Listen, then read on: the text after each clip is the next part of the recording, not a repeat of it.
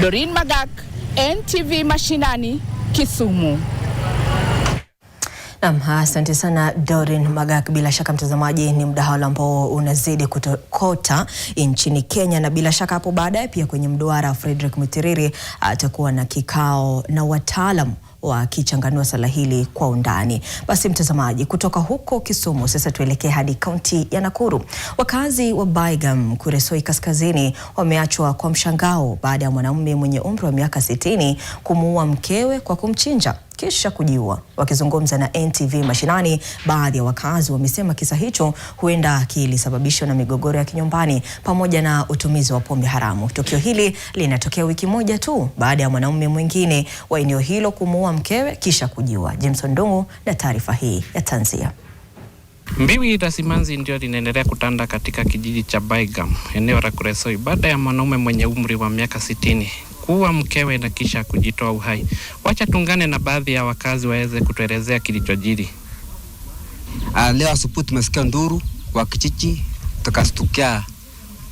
tukasikia kwamba mzee ameua mama na akachinyonga. Lakini hii mambo imekuwa muda mrefu. Sababu ya hii mambo ni mambo ya pombe. Tumesikia ni mambo ya pombe ndio maana hii mambo, na hii watu wameanza kufurikana muda mrefu, lakini tulikuwa nasema wana kijiji tusichukue sheria kwa mkono wetu. Inafaa tuongelee kwa kijiji.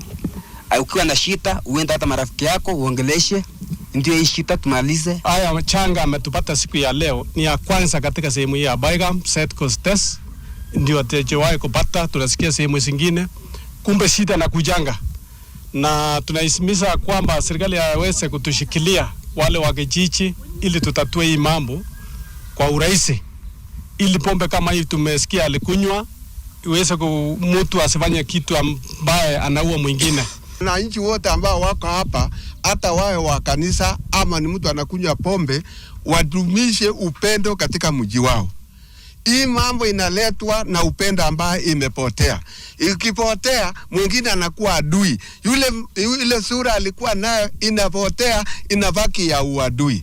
Hata watu wa kanisa unakuta wanagombana, wanakosana.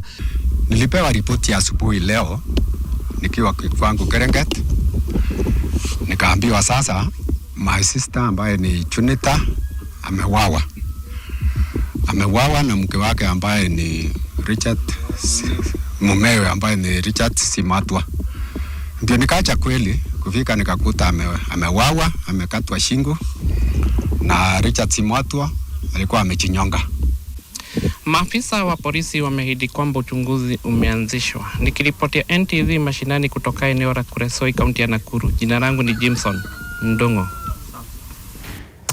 Kwingine kwa mtazamo